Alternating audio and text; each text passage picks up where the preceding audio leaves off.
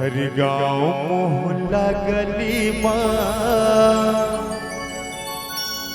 रंग भगवा छागे रे। हर गाँव मोहल्ला गली रंग भगवा छागे रे। मोरे अवतुरी माग संगी प्रभु राम आगे रे। मोरे अवतुरी माग संगी प्रभु राम आगे रे।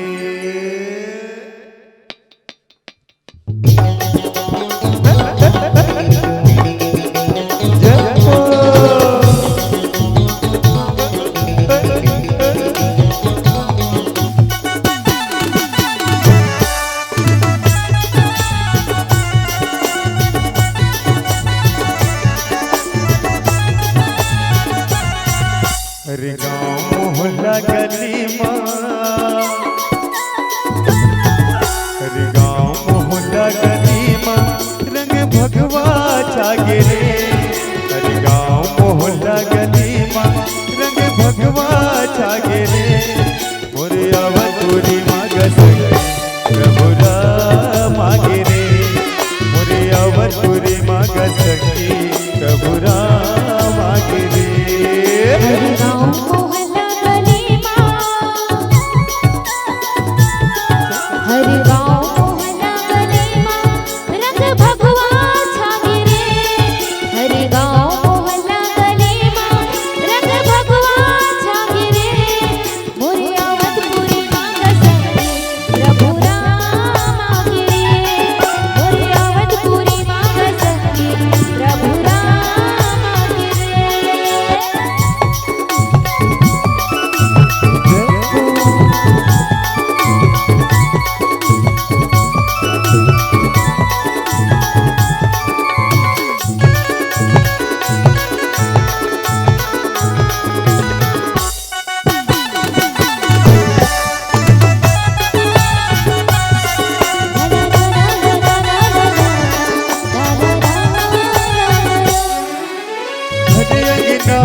चौक पूरा के घर घर दीप जलाओ।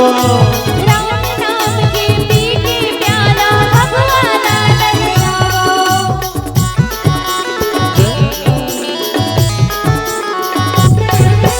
घर अंगना चौक पूरा के घर घर दीप जलाओ। राम नाम के पी के प्याला भगवाना लहराओ। पर दिन के रही सगोरा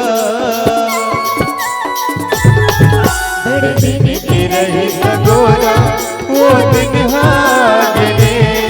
बड़े दिन के रही सगोरा वो दिन हागे रे। मोरे अवतुरी माग संगी प्रभु राम आगे रे।